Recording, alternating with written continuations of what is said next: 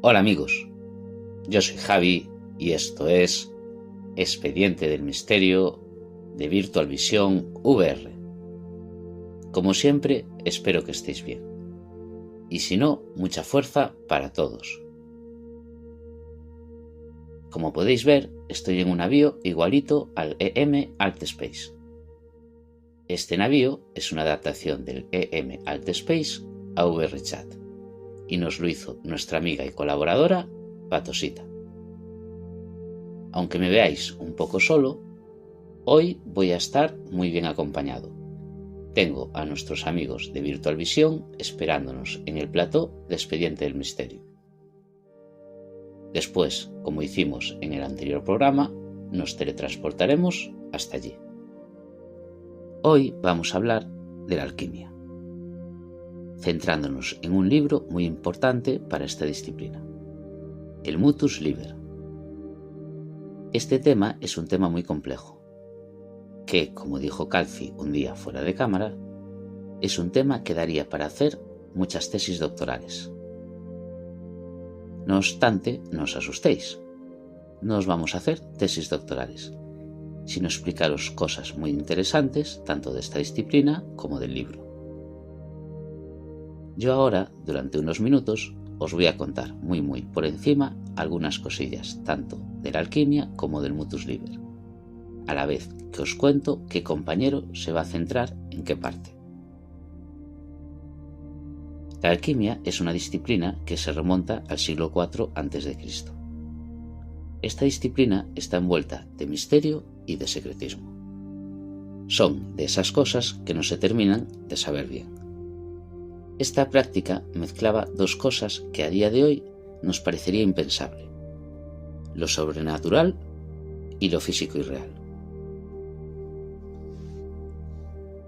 Aunque penséis que es imposible e incompatible, a medida que te vas introduciendo, vas entendiendo su lógica y sus conclusiones.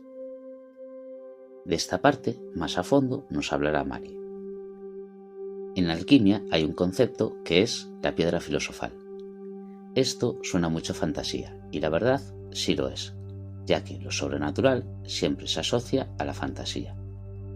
Y aquí, como seguro que nuestros amigos hacen hincapié, esta disciplina tiene buena parte de sobrenatural, religiosa, mágica, fantasía. Ese es el halo de misterio que rodea la alquimia. Y en el centro de todo esto está la piedra filosofal, de la cual nos hablará Patosita. Y aunque no lo creáis, esta disciplina fue la precursora de la física y la química moderna. Como en toda disciplina, hay libros que nos ayudan a practicar o a realizar procesos. Vamos, lo que llamamos hoy en día tutoriales. El libro que nos trae hoy aquí es el Mutus Liber, uno de esos tutoriales de la alquimia. La traducción sería libro mudo, pero de mudo no tiene nada. Si lo vemos desde la perspectiva actual, igual sí nos puede parecer que es un libro mudo, porque apenas tiene texto. No obstante, tiene dibujos y símbolos que, interpretados adecuadamente, pueden decir muchas cosas. Para que os hagáis una idea, para transcribir una de esas carillas necesitaríamos un montón de hojas. El libro fue publicado en 1677 por Pedro Sabouret.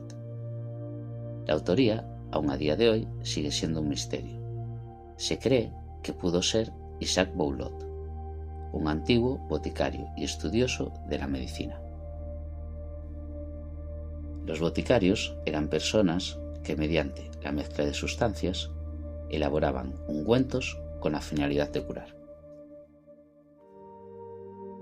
Y esto os lo cuento para que veáis cómo sí, esta disciplina es la precursora de la ciencia y la medicina moderna.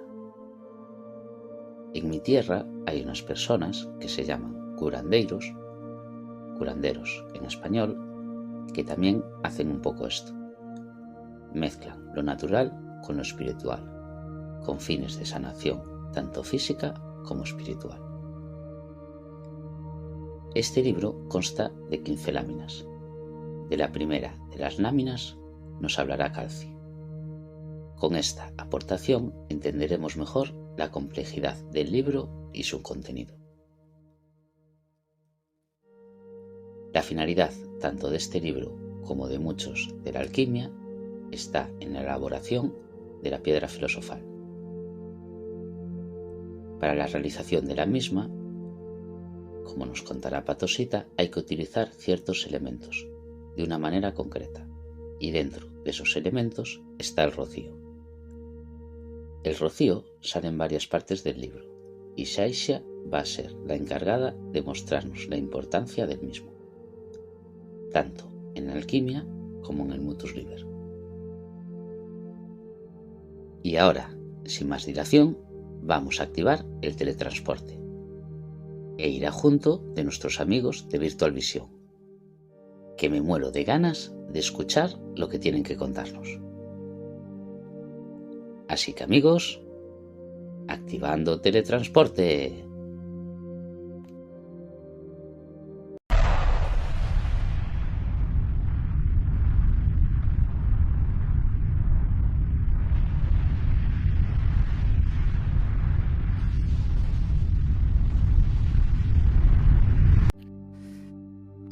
Bueno amigos, qué locura esto lo del teletransporte, pero bueno, deciros que ya me voy acostumbrando.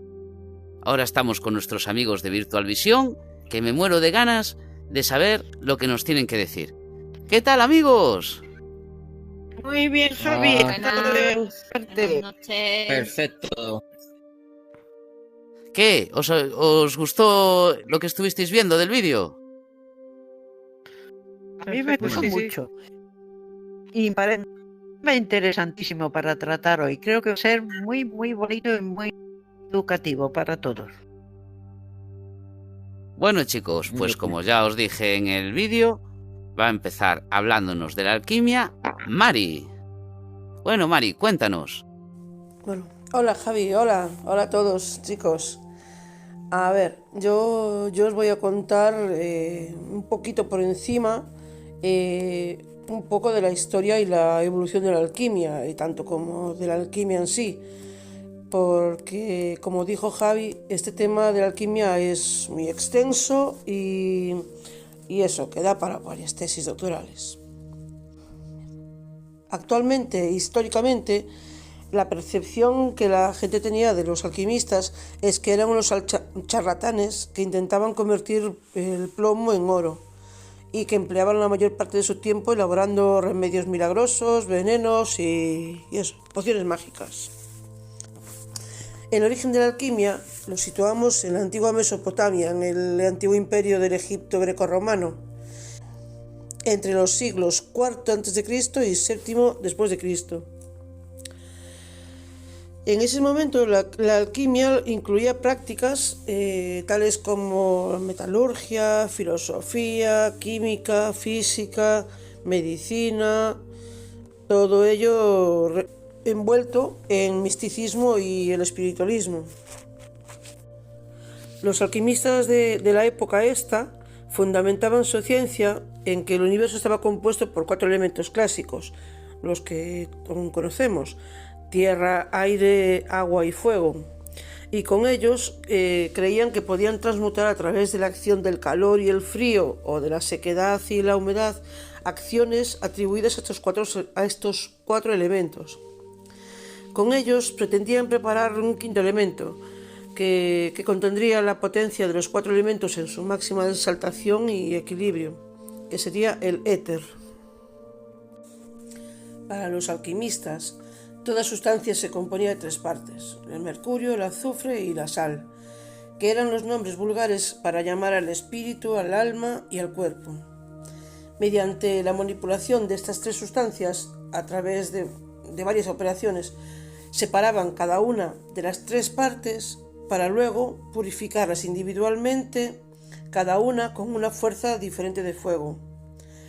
La sal con fuego de fusión, el mercurio y el azufre con destilaciones suaves, como con un alambique a fuego más lento y más duradero. Durante estas manipulaciones vigilaban también al mismo tiempo los aspectos planetarios, según cómo la colocación de los astros y todo esto, pues así hacían o cambiaban de fechas. Después de todo esto, volvían a unir las tres partes para formar de nuevo la distancia inicial y esta sustancia inicial ya no era la misma, sino que había adquirido ciertos poderes místicos. Esta disciplina fue usada a lo largo de la historia y era la base que los aprendices de alquimista usaban para sus experimentos iniciales. Después las evolucionaban con la experiencia y el paso del tiempo. Los trabajos de los alquimistas se basaban en las naturalezas. Al reino mineral, por ejemplo, le correspondía la transmutación de metales vulgares en oro o plata. Al reino animal, la creación de una panacea, un remedio que curaría todas las enfermedades y prolongaría indefinidamente la vida. Todas eran resultado de unas mismas operaciones, donde lo que se cambiaba era las materias primas, la duración del proceso y la vigilancia o fuerza del fuego. En esta época surge el primer alquimista conocido, Ernest Trismegisto, dificilito el nombre. Lo tenían como una deidad, como un dios. Fue el precursor de la fusión de los conocimientos ocultistas griegos y egipcios. A este se le atribuye un estudio alquímico llamado la tabla esmeralda, que después denominaría estudio hermetístico. También este estudio se consideraba la base de la filosofía y las prácticas alquímicas occidentales. Fue en Occidente donde la alquimia fue ampliamente practicada y estaba íntimamente relacionada y enlazada con la astrología tradicional. Las dos se desarrollaron para complementarse la una a la otra en buscar el conocimiento oculto. Tradicionalmente, cada uno de los 7 cuerpos celestes del sistema solar que conocían los antiguos, como son el Sol, la Luna, Marte, Mercurio, Venus, Saturno y Júpiter, dominaban y gobernaban un determinado metal, cada uno, como el Sol, el oro, la Luna, la plata, Marte, el hierro, Mercurio, el mercurio, Venus, el cobre, Saturno, el plomo y Júpiter, el estaño. En el siglo VII después de Cristo, después de la conquista árabe sobre Egipto y tras la caída romana, estas ideas fueron exploradas por filósofos árabes. Fueron ellos los que agregaron un artículo a la palabra quemia, que era como se conocía hasta ese momento, pasando a llamarse alquemia, que a su vez más tarde evolucionó y derivó en la que hoy conocemos, alquimia. Como os decía, tras la caída del Imperio egipcio y romano, el desarrollo alquímico se trasladó al mundo islámico. De este desarrollo conocemos mucho más porque se documentó mucho mejor, o dejaron muchos escritos y grabados.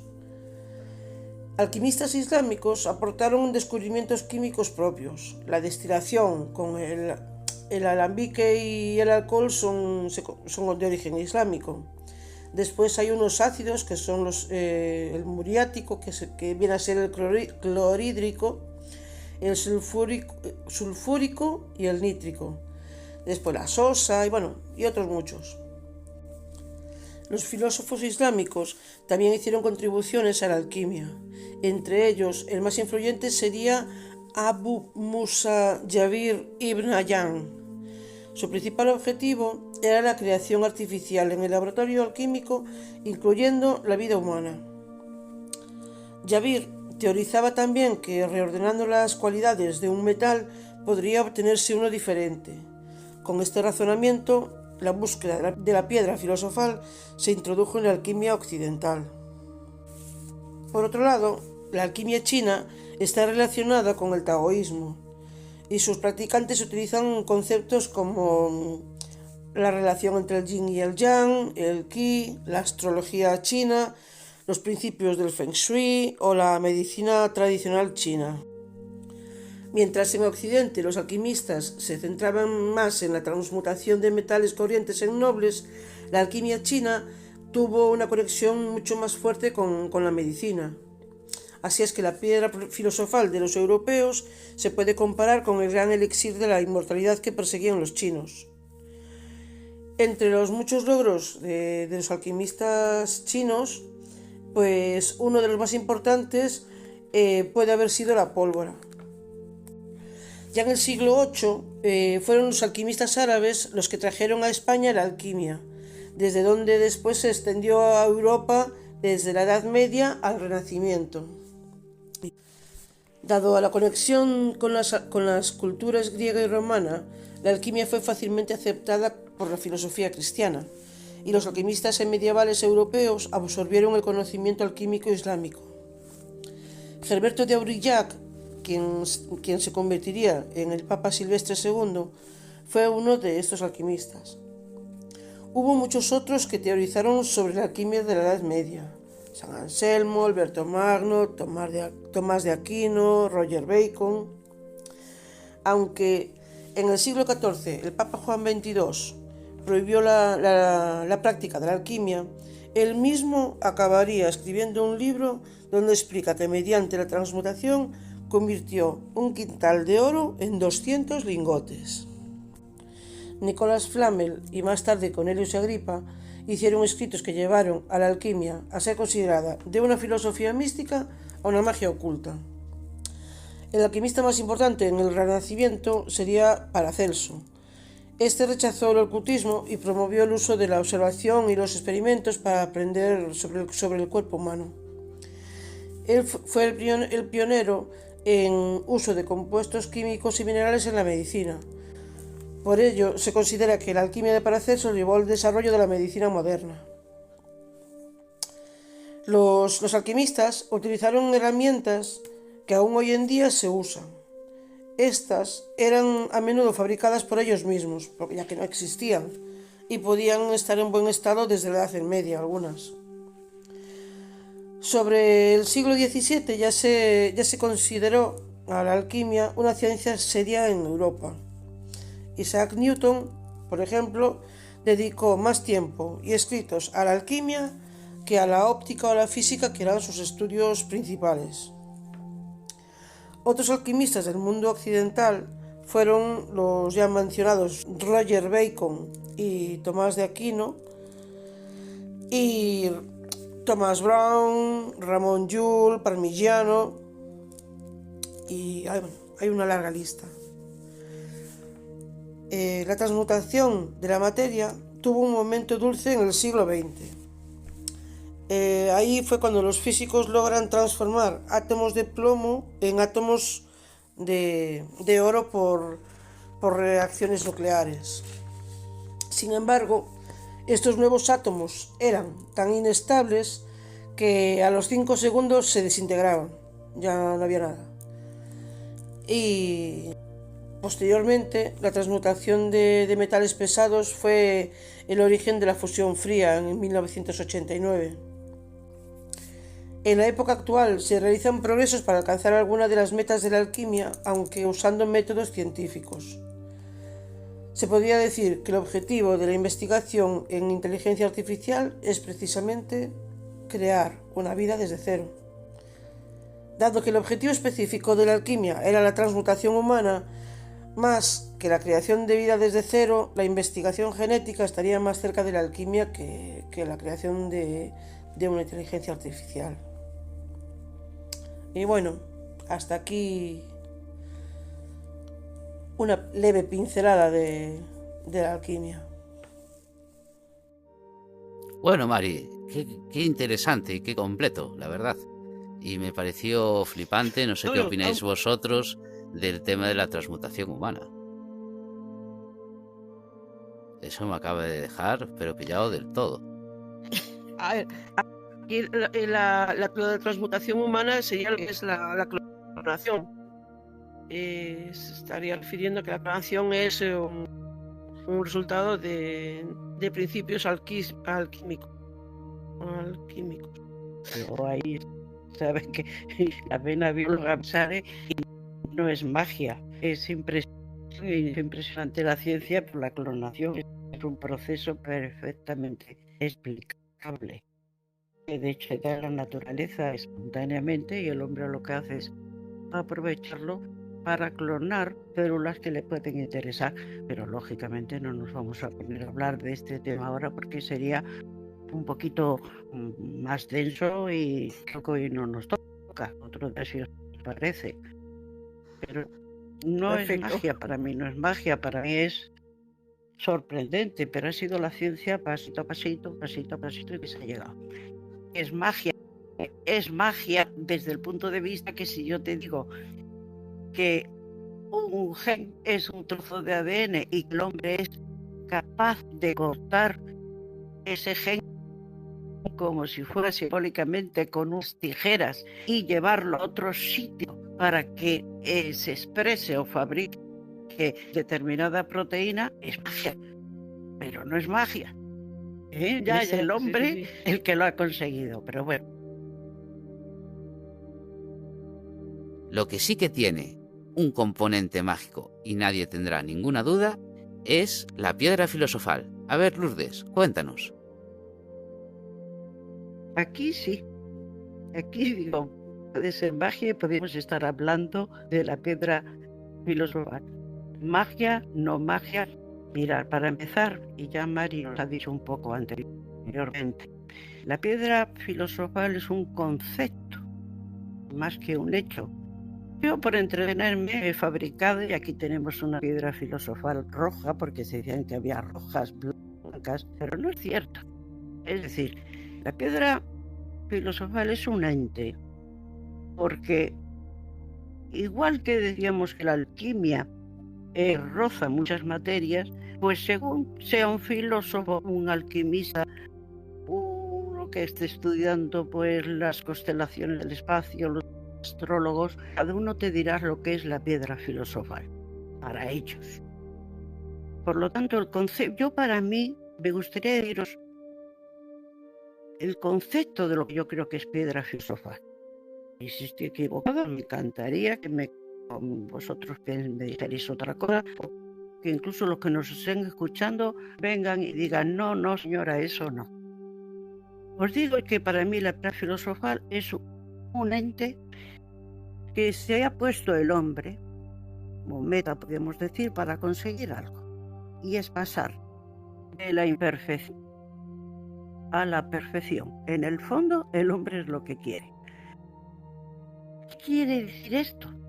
Claro, si estamos pensando en alquimia, la piedra filosofal puede ser ahí ese trozo de material que se puede sacar por una serie de mecanismos. Supongo que después Cálcico nos contará un poco el libro, que es uno de los pionero o curioso, el famoso libro mudo en latín, Mutus Liber, con distintos mecanismos, procesos para intentar conseguir la piedra filosofal. En ese caso, químicamente, porque lo que se pretendía era transformar un metal innoble, impuro, en oro, que se considera que sería el metal por excelencia, el puro.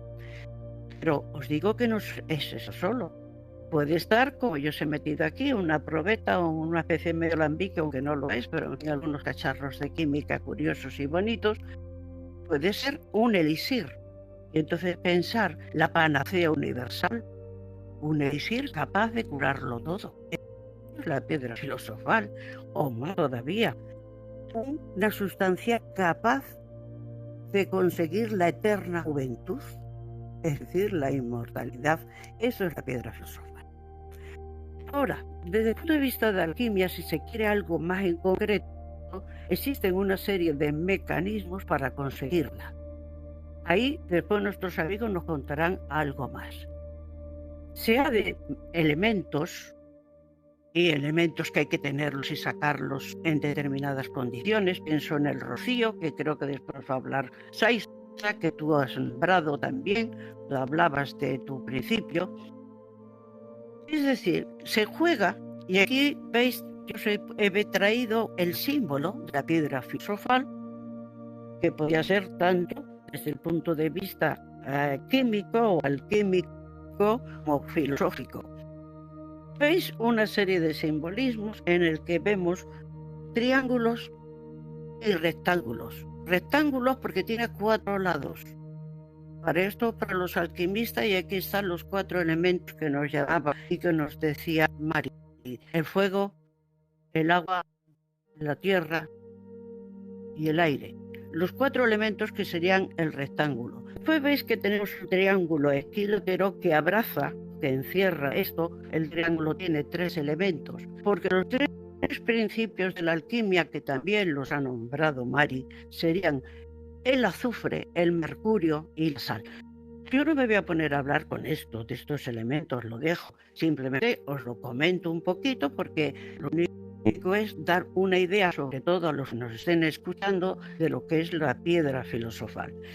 Y todo encerrado, como veis, en un círculo, el famoso que haría lo que es la cuadratura del círculo, porque está el círculo y está metido el rectángulo y demás. Esto. Yo os voy a decir un poco, aparte de mi opinión, que la alquimia para mí es la madre de la química. Es decir, antes que la química estudió la alquimia. Y la alquimia, además de magia, nos ha dado una serie de elementos y ha descubierto una serie de elementos. Tú has nombrado a uno famoso que ahí lo tenemos.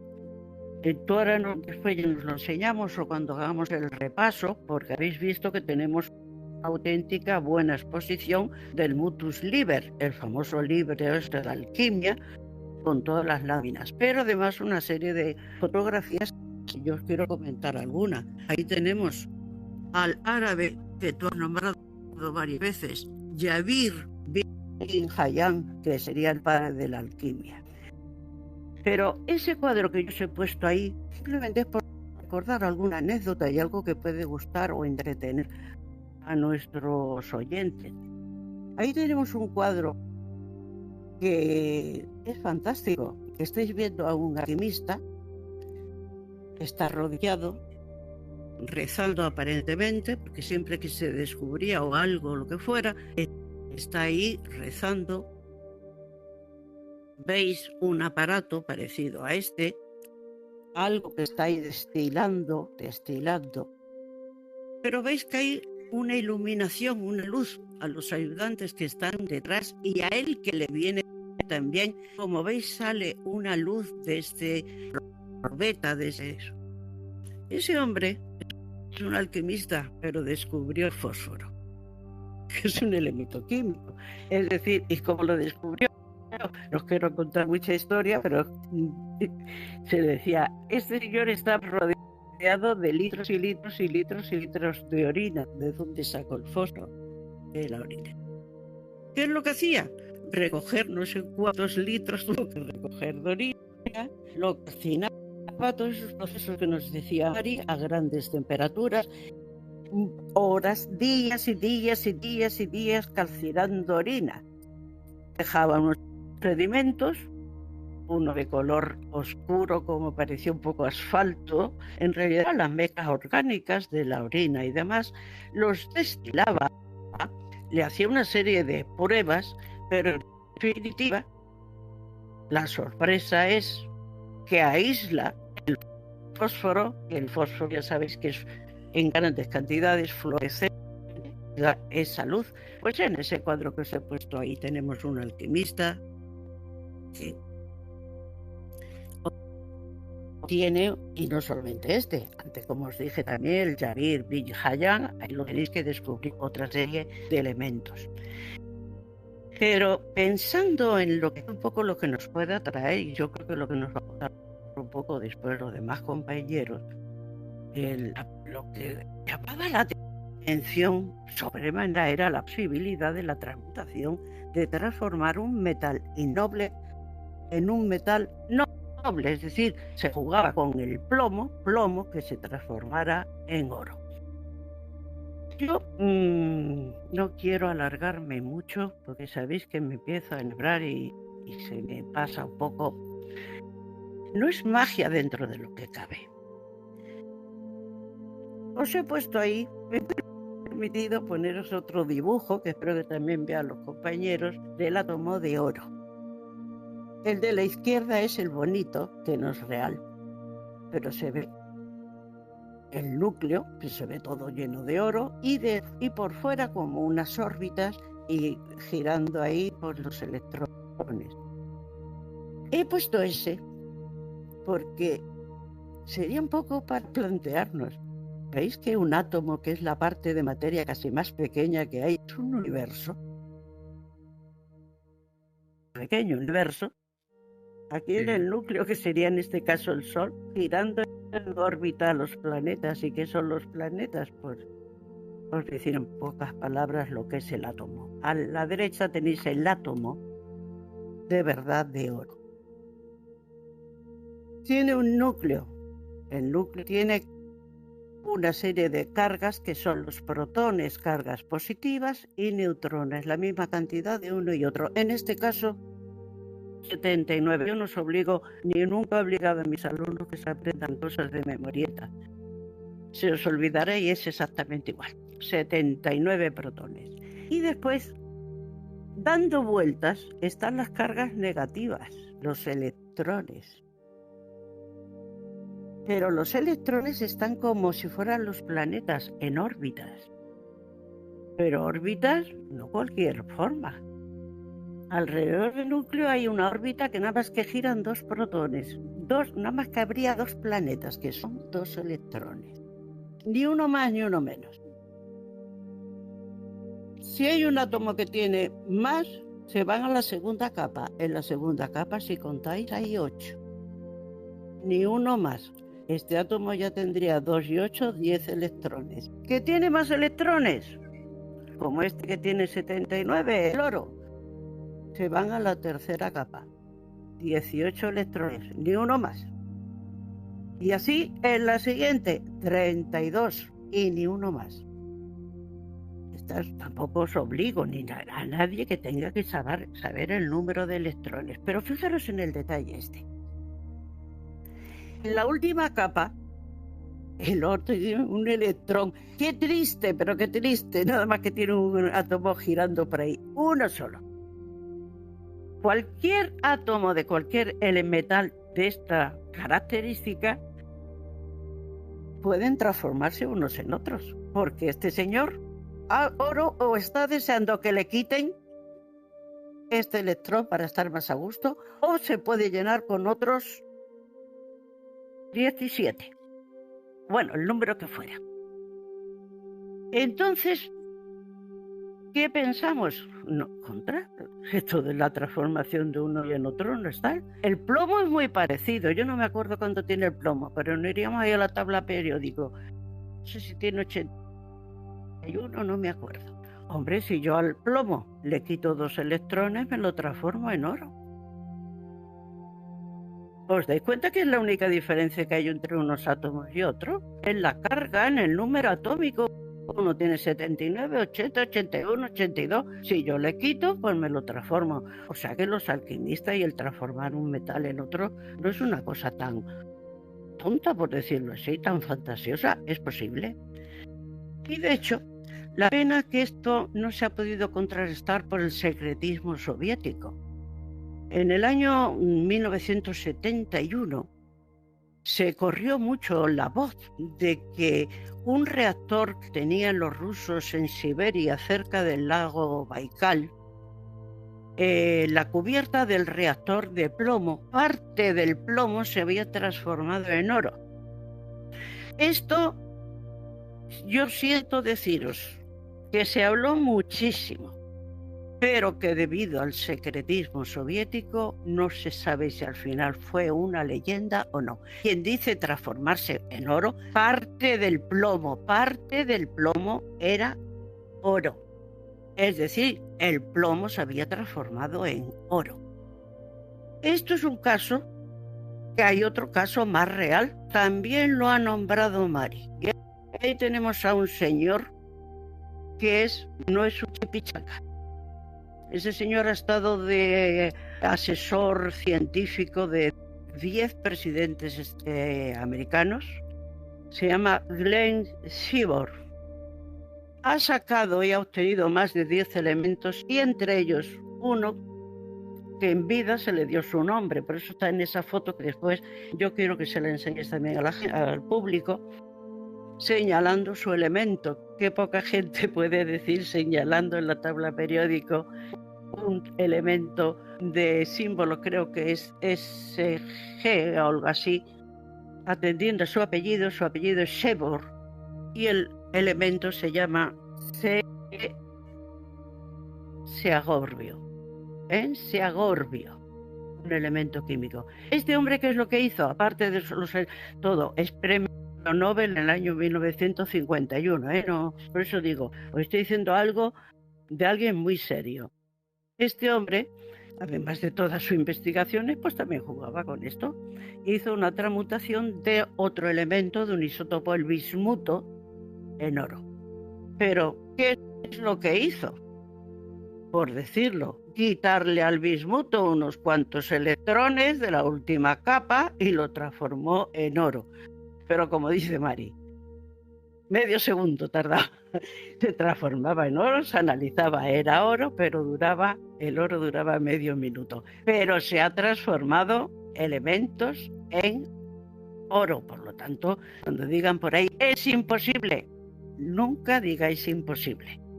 Que después no sea factible, que no sea económicamente rentable, pero es un paso. ¿Quién dice que después el segundo paso es conseguir la estabilidad? Por lo tanto, este paso, o esto es lo que yo quería comentaros un poquito, pues creo que con estos ejemplos, ¡viva! Se pueden transformar elementos en oro, nobles en oro, sí. Ahora, mecanismos todos los del mundo, y ahora nos contarán por los compañeros, pues algunos que los alquimistas sacaron. Si tenéis curiosidad, este hombre también tenía unos laboratorios que cualquiera no los disponía fácilmente. Esto lo consiguió por fisión nuclear y teniendo lógicamente lo que se llaman estos aparatos impresionantes que son aceleradores de partículas. Es tan caro el hacerlo que para qué vamos a decirlo.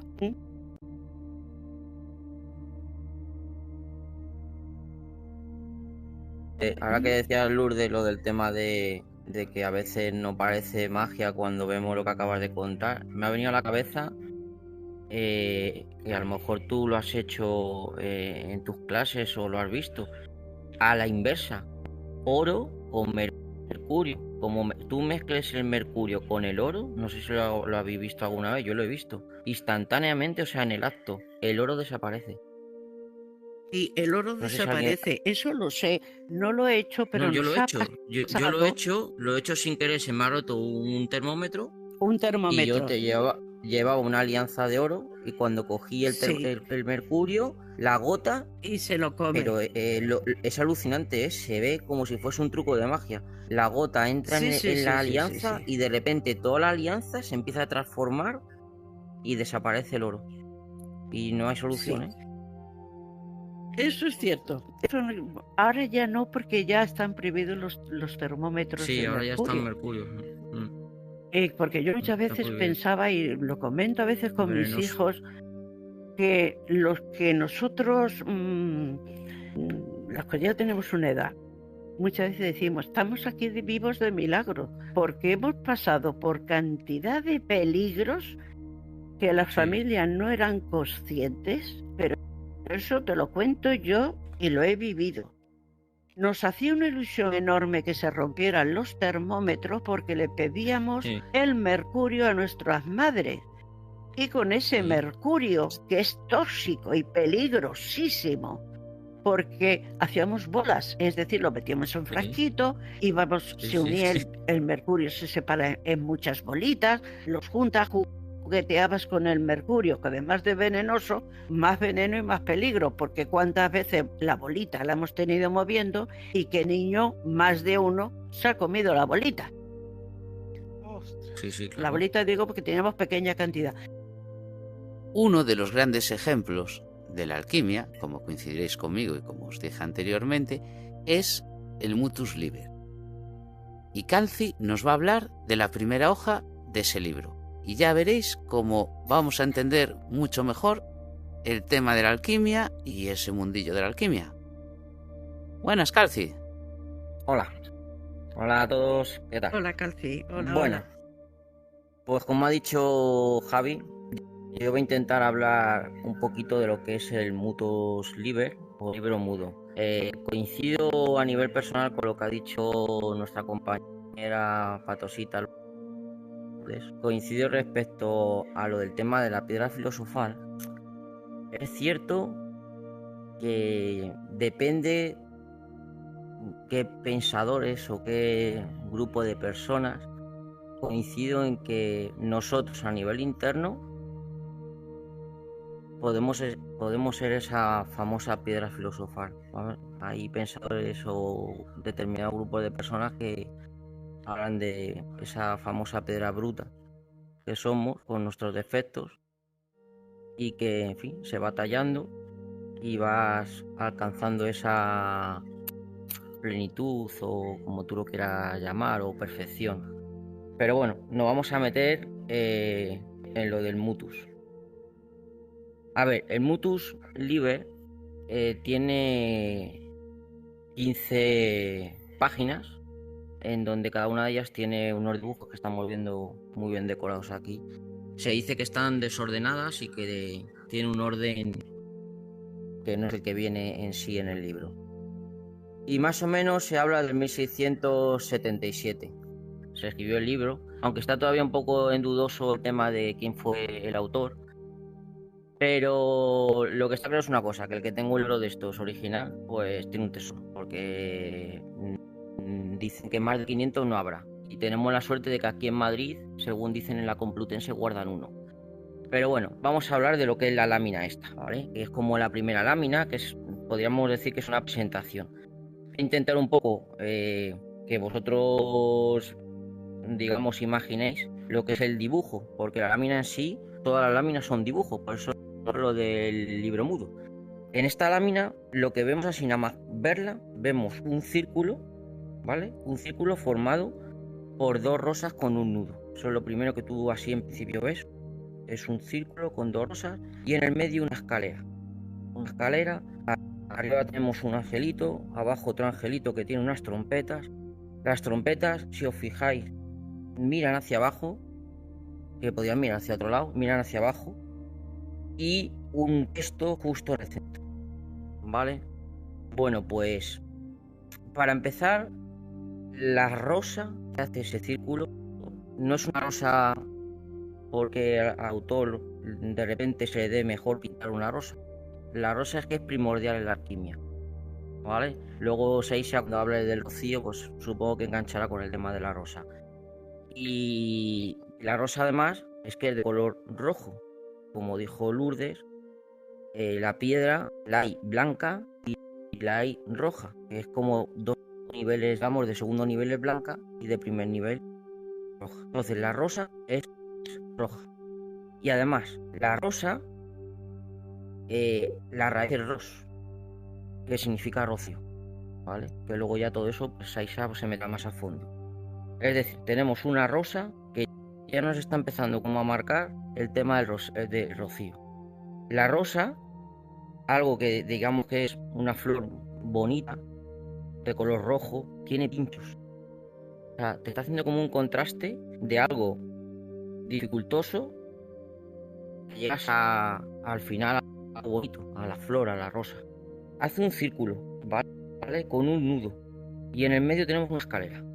Bueno, pues si tú ves visualmente desde arriba ese dibujo, el círculo y la escalera en vertical, eso es un símbolo. Ese símbolo es el símbolo de la sal. El símbolo de la sal, que es algo oculto dentro de la alquimia, ¿vale? Pues ahí ya tenemos el primer símbolo. Escalera vertical, círculo, primer símbolo que tenemos en esa primera lámina. Si ahora vemos la frase en mayúsculas que pone Mutus Liber en Quo Tamen, tenemos una cruz. Vertical la escalera, la frase horizontal tenemos una cruz. Esa cruz lo que hace es como enmarcar, ¿vale? Como plasmar, como como pasó pues, con Jesús en la cruz, ¿sabes? Hace como lo marca todo esto. Luego, la escalera es vertical. La escalera es vertical, que lo que te hace es la conexión de la parte celestial con la parte terrenal. Ahí están los ángeles, ¿vale? Y en el párrafo, ¿vale? Ese párrafo lo que quiere decir, dice, en el que sin embargo toda la filosofía hermética está representada en figuras jeroglíficas, consagrando a Dios misericordioso, 3 veces bueno y muy grande, alto. Eso es lo que viene debajo del mutus liber. Luego, las trompetas de los ángeles están enfocando a una persona que está abajo, como durmiendo, así como con piernas descubiertas. Ese es Jacob.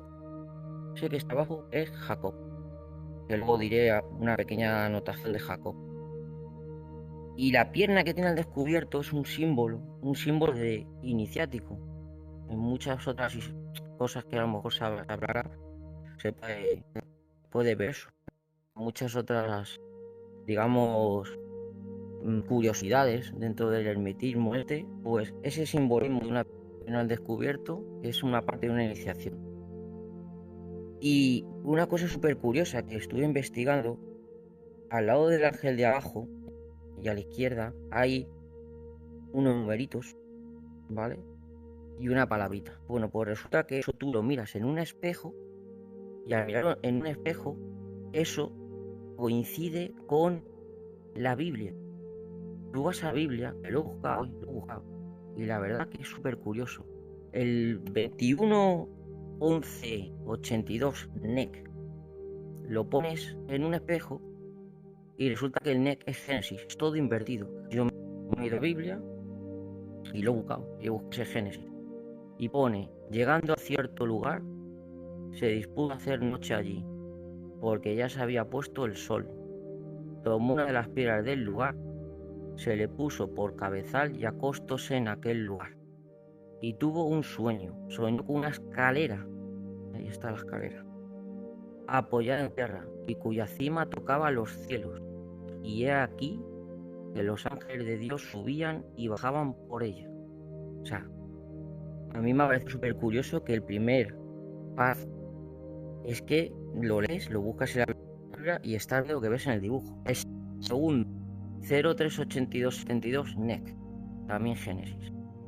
Pues que Dios te dé el rocío del cielo y la grosura de la tierra, mucho trigo y mosto. Así que hubo concluido Isaac de bendecir a Jacob, el que está abajo, y justo cuando acababa de salir Jacob de la presencia de su padre Isaac, llegó su hermano Esaú de su cacería. Súper curioso. Y ahora el tercero, el que viene 82, 31, 33, Juet, el Juet invertido es Deuteronomio, lo busqué también. Y viene, para José, dijo, su tierra es bendita, ya ve, para él lo mejor de los cielos, el rocío, y del abismo que repara abajo. Israel mora en seguro. La fuente de Jacob, aparte, brota para un par de trigo y vino hasta sus cielos. El rocío destilan. Vuelve a hablar otra vez del rocío. A mí eso Del rocío. fue de lo más curioso que me pareció de esta lámina. O sea, lo busqué yo personalmente en la Biblia y yo sinceramente aluciné cuando lo busqué y vi que en la Biblia estaban hablando de lo de la escalera, de Jacob y del río, ¿vale? Y luego, la escalera tiene 21 escalones. Y resulta que el proceso de la piedra filosofal son 3 veces 7. 7 por eso son 21. Eso tampoco creo que sea una coincidencia, ¿sabes? Y el tema de arriba a la derecha la luna es como lo reflejan con la parte, digamos, la parte femenina, ¿vale? En fin, yo creo que de esta lámina, como he dicho, ese texto es el que a mí más me ha llamado la atención. Incluso el nudo y los cortes que tiene abajo las rosas, los cortes personalmente creo que entregan vida porque han cortado los tallos en inglete, como cuando tú cortas una flor y la quieres mantener viva en agua, no la cortas recta, ¿sabes? No haces un corte recto en el tallo, la sueles cortar en puntita, ¿vale? Para que aguante más tiempo. Entonces yo incluso creo que ese corte no está hecho así, ese dibujo no tiene ese corte sin querer, eso tiene que tener algún tipo de significado. No lo he encontrado el significado, yo pienso a nivel personal, es un corte demostrando que la planta todavía mantiene viva. Y en fin, de la presentación del libro, yo creo que con esta primera lámina, ya te digo que luego habla de 15 láminas más, hablan de extracción de rocío, de cómo transmutar, de la esencia, digamos, espiritual, de cuándo en qué momento hay que sacar el rocío, que no sé si Saisa, supongo yo que nos hablará de eso. Y en fin, habla también de Tauro, de Géminis, de la primavera, de el espíritu del mundo. Normalmente siempre a la izquierda ponen el sol y a la derecha la luna. Habla también de el sol suele ser el padre y la luna la madre. En fin, yo creo que para no enrollarme más, creo que es un tema, como ha dicho Lourdes, que tiene una parte, pues digamos, de que sí se puede comprobar en un método científico, experimental, y hay otra parte que es lo que a mí más me ha llamado la atención, pues que es muy místico, muy oculto, pero que a su vez te llama la atención porque ya te digo, yo lo he buscado en la Biblia y como te equivoques en la búsqueda, no tiene nada que ver otros textos que están justo al lado. Hay textos en la Biblia muy cerca de estos que no hablan para nada del rocío, para nada. Justo estos hablan de esto, de un libro de eso, del 1677. En fin, yo por mi parte dejo pasado a Saisia. Y por mi parte, pues bueno, espero que os haya gustado la parte un poco mística de este libro. ¿Es la misma que tú comentas? ¿Es la primera o es la tapa del libro? Es la primera, lo que es la presentación. La presentación, lo que podía ser... Sí. No llega a tener número 1. No hay... Tapa no es la tapa. Es como cuando abre el tapa, al abrir la tapa, pues la primera hoja que aparece. La primera de ahí que al fondo, de allí al fondo de la izquierda. Después la veremos en detalle, lógicamente, pero La claro, de allí al fondo a la izquierda. como tú dices que aparece como el nombre del libro así, y entonces con en horizontal, junto con la escalera, la cruz, pues pensó que el título del libro pues que viniera lo que es lo que sería la tapa, ¿no?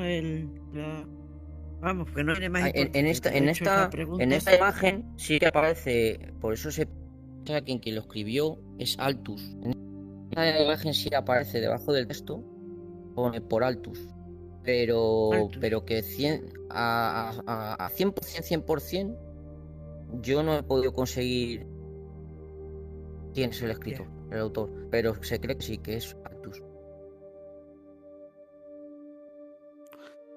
Bueno amigos, pues la verdad es que fue interesantísima la aportación de Calci y ahora, como bien nos dijo Calci, vamos a pasar a la parte del rocío. ¿Y quién mejor que Saisia para hablarnos de ello? Así que cuéntanos, Saisia. ¿Qué tal, Javi? La verdad que se está tratando temas muy interesantes y de todas las láminas que vemos aquí alrededor, es verdad que la que más curiosidad o la que más atención me llamó, la del rocío. Rocío, la verdad, está a lo largo de la historia. Hemos hablado de diferentes elementos, el fuego, la tierra, y el rocío está relacionado con el agua, prácticamente. Y a lo largo de la historia siempre se nombra ese rocío con diferentes nombres, porque al final el rocío, también conocido como Spiritus Mundi, ¿vale? Está muy relacionado con el renacer de la primavera, la resurrección de la Pascua, es cuando las flores florecen, ¿vale? Gracias a ese rocío, ese agua. También tiene sus connotaciones también un poco espirituales, y he encontrado cositas muy curiosas relacionadas. Como podéis ver en la imagen, se ven dos personas como con una especie de sábana donde han recogido el rocío y están como estrujándolas, ¿vale? Para recogerse agua. Se supone que el rocío era como una fórmula secreta también que los alquimistas usarían para crear el elixir de la vida, prácticamente. Buscaban también, aparte del oro, como ha explicado Lourdes, de transformar cualquier metal o cualquier cosa en oro, también buscaban el elixir de la vida, el elixir de la juventud, la inmortalidad. El rocío en árabe, ¿vale? Se le llama, por ejemplo, las lágrimas de la aurora. Tiene también, por estar relacionado con la romería de Huelva, también, ahí en nombre de la Virgen, ¿vale? Por ejemplo, en Huelva hay una festividad, ¿vale? Que es la Virgen de Rocío de Huelva.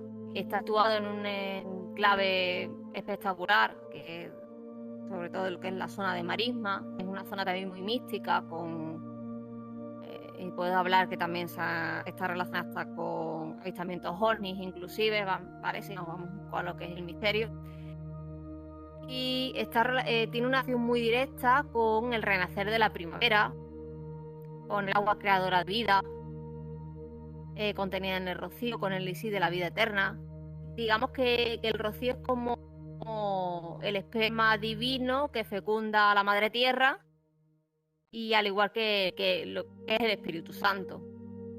Una de las citas que también ha hablado Calci, ¿vale? de Isaías, de la Biblia, dice que cielos envía rocío de lo alto a las nubes, abrase la tierra y brota el Salvador, ¿vale? Es como un renacer, es un ciclo nuevo, muy celebrado por un mogollón de culturas, y tiene esa parte mística.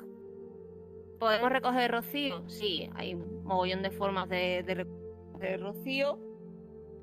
Antiguamente se usaba para tema medicinal, por ejemplo, pero bueno, a día de hoy hay bastantes inventos donde se recoge el rocío también en pueblos con sequía, ¿vale? Que al final necesitan para el cultivo ese agua.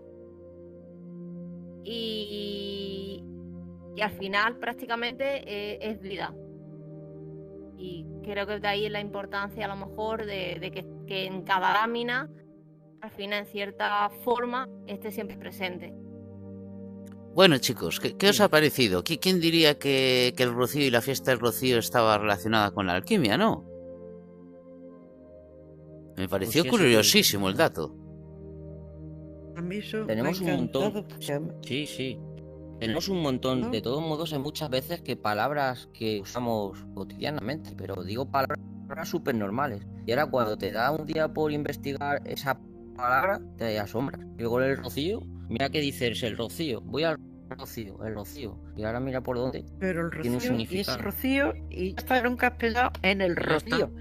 Lo que es Claro, el Nunca has pensado rocío. más. Hay que pensar ¿Sí? que ya, aparte del enclave que están las marismas, ha sido lugar de asentamiento de fenicios, tartesos. O sea, al final ha sido una zona con mucha cultura ancestral, antigua, y que vivían en esa zona por ciertas características.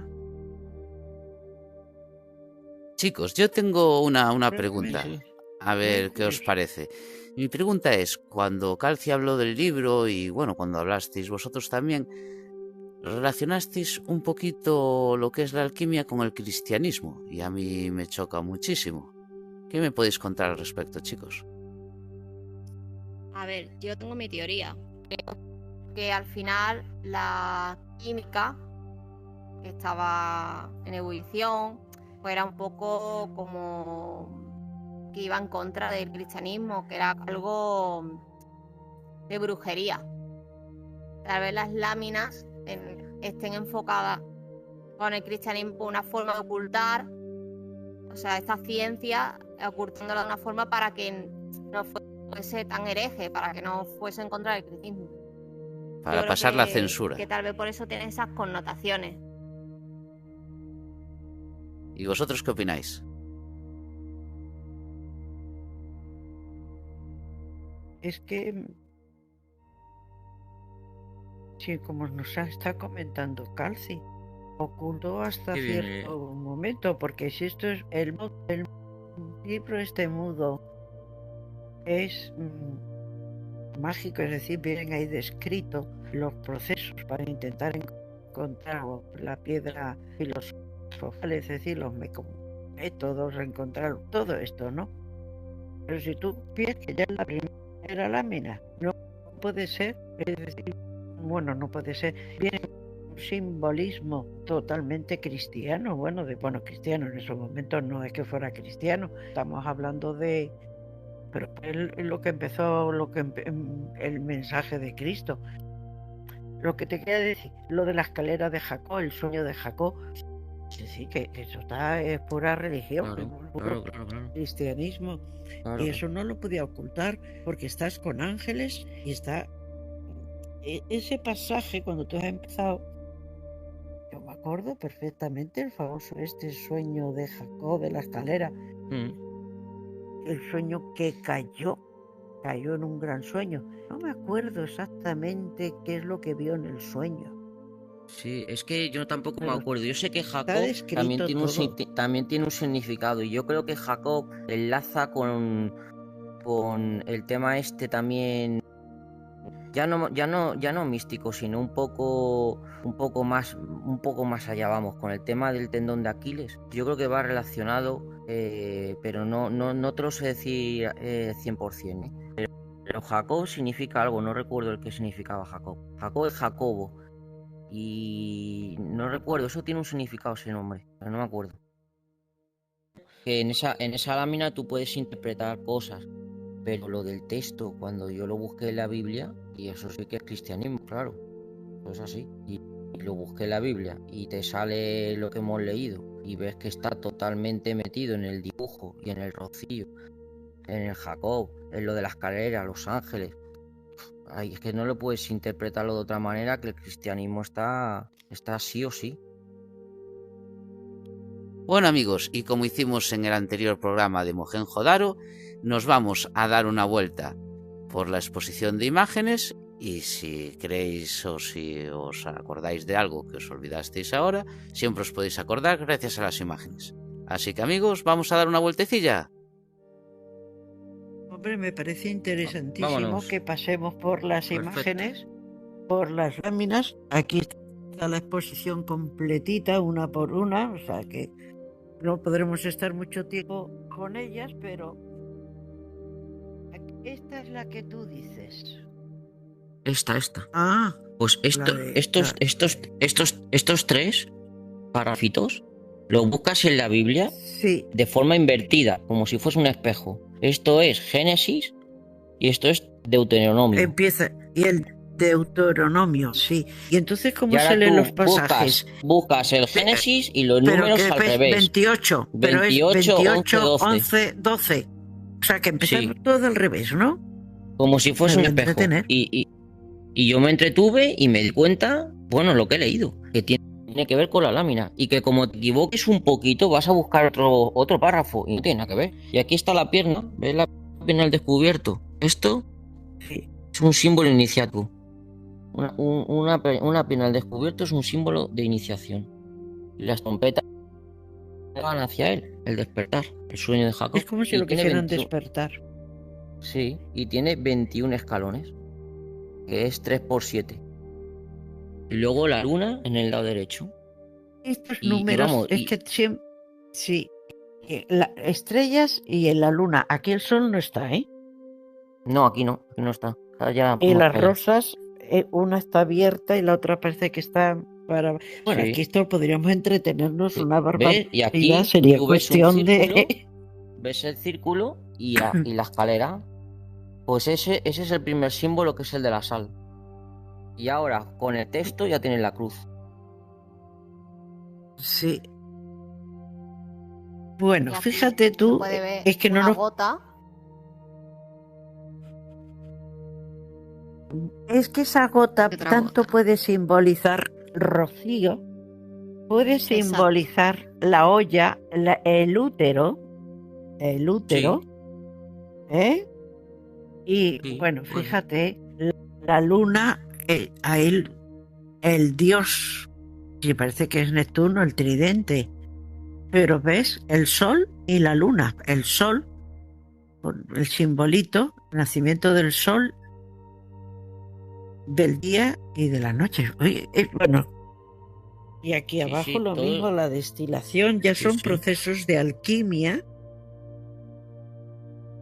Esto es interesantísimo, pero fíjate tú, ahora no podemos perder Claro, tanto porque tiempo, igual pero... Sol, No, Luna, claro. Pero esto Todo puede tiene un provocar porqué. que la gente lo baje y Flores. se ponga a mirarlos, ¿eh? Claro, le cause ¿Por qué? interés. Ah, mira, esta es la que Interés. hablabas tú, ¿no, Saisha? sí, A la los recogida trapos. del rocío. Hay varias del Las rocío, sábanas. ¿no ves? Sí. Y aquí la se recoge. Aquí Y con eso recogiendo el podías regar, rocío. beber. Yo estaba recogiéndolo. Lo guardo en un botecito. Pero también ponías ahí sábanas en el monte. No, he encontrado el rocío que tengo guardado de hace 2 años. Lo tenía en Ala. un cajón. Y le ha salido como un velo blanco, algo más raro. No sé, será moho, no sé lo que será eso. Pero ¿cómo lo hiciste el rocío? Oye, Lo recogí Están pues con típicos- una botella congelada y la puse en un cuenco por la noche en primavera. Y por la noche, antes de que salga el sol por la mañana, recoges el cuenco y el agua que hay dentro del cuenco es rocío. Oh, qué interesante. madre, y fíjate Aparte, qué la simbolismo. textura es diferente, es como más Sí. aceitosa, como densa. Pero esta Es curioso, ¿eh? la atención. Y cuando el cuenco lo deja El luego evaporar, Sí, se queda como, Tiene un como símbolo un de tipo así luna. como de sal. Se queda en restos Sí. sólidos. Con el agua no te pasa. no sé por qué. Oye, ¿y habéis visto las botellas con los 4? Debe ser los 4 elementos o los cuatro... Claro, sí, porque le hace varias descantaciones y la parte decantaciones. Aquí sólida. está el horno. ¿No ves Sí, la destilación para sacar los 4 Sí. elementos? Sí, sí. Hay otro... La verdad que es curioso. Mira, un auténtico alambique, destilación sacando... Creo que son 40. No me acuerdo cuántos días tienes que estar con el fuego haciendo esto. No me acuerdo si eran 40 días. No me Oye, acuerdo. algunos son muy... Cualquiera... Estos son Me súper encantaría que alguien lo viera y nos lo interpretara, porque este es muy complicado contra. Aquí parece que sí, más que al niño, parece que... Y el niño las manos, la boca se lo mete y es... El Luis Silva, el hombre Luis Silva que creo que sí es policía y abogado me parece. De esto sabe un montón.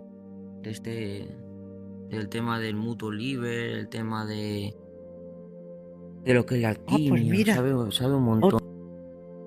Otro naciendo aquí, pues yo creo que este es Mercurio. Este es Mercurio, yo creo que este es el símbolo del Mercurio, que me recuerda a mí a Asterix con el gorro ese al lado. Yo creo que este es Mercurio. Sí. Y lo mismo, bueno, es curioso, es interesante. Pues claro. Esto debe ser otro procedimiento. ¿Ves? de Lo obtener que dije rocío. yo Mira, antes, otro, lo que dije yo de Tauro. Otro procedimiento de obtener rocío. Aquí se ve que están sacando también el rocío. Y lo están ahí embotellando. Pues este es Mercurio.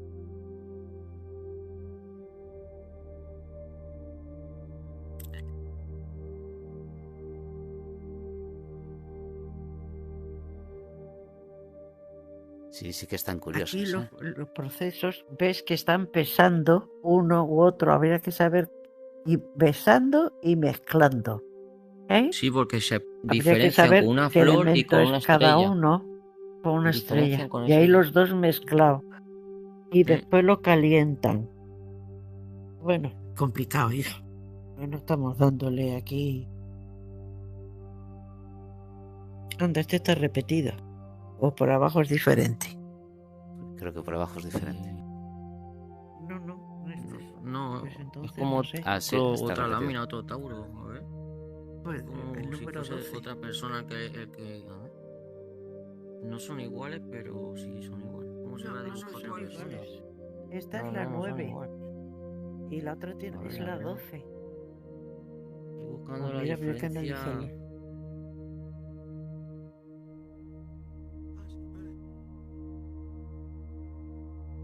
Qué raro.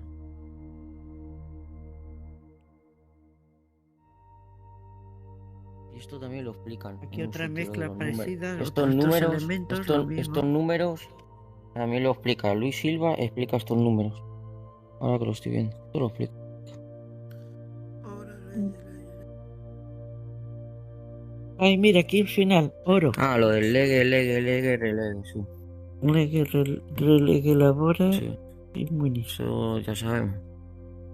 Lee y lee. reza, lee, reza, lee, Ora, relee, lee. trabaja Y trabaja. y trabaja y ¿cómo era? Legue, relegue, labora. Ese munis, no sé. Lo que. Reza, lee, trabaja.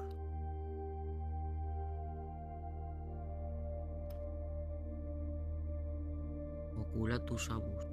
Ocula tus habis.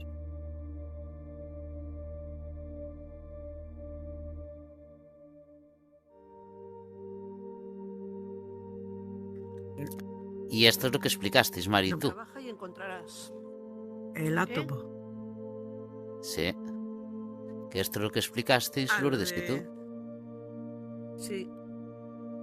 Mira, ahí están Lo los efímero del átomo de protones, oro. los neutrones, los electrones y el núcleo. Y aquí están como orbitando. Es que los Es- átomos no dejan de ser curiosos. Son como eso, pequeños universos. Y los electrones, ya que no estamos aquí ahora,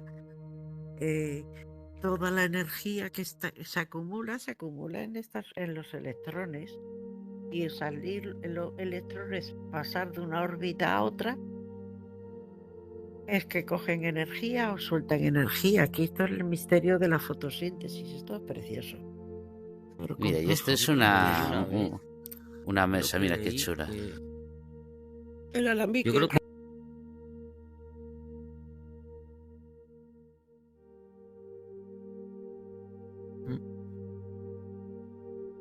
Yo creo que La una vez mesa leí es que decía alguien auténticamente de que alquimista. Dime. el oro, creo que leí una vez que el oro no tenía por qué estar en la tabla periódica porque realmente no es un único elemento. Creo que leí algo así una vez. No, el oro Es noble, ¿no? es oro. No, Es o sea, decir, el símbolo AU. algo, Y como ves, sí, ahí pero está no sé.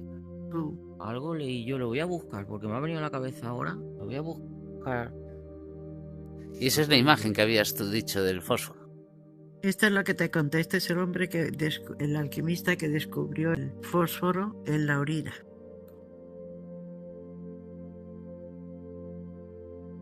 Destiló no sé cuántos litros de orina para sacarlo. Ay, aquí vamos a dar un recuerdo al Sibur. Glenn Sibur está aquí. Está señalando su símbolo, que es ese.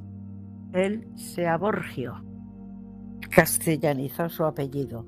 Su apellido es Sibur. Es Seabor, grito. Y el elemento es G. Número atómico 106. Descubrió otros 10 elementos. Aquí ya está más mayorcete. Un número atractivo de joven. Glenn Sibur. Pero me gustó poneroslo y que lo viera la gente, porque podríamos decir que este fue el auténtico primer alquimista de verdad. Demostrado transformar bismuto en oro. En oro.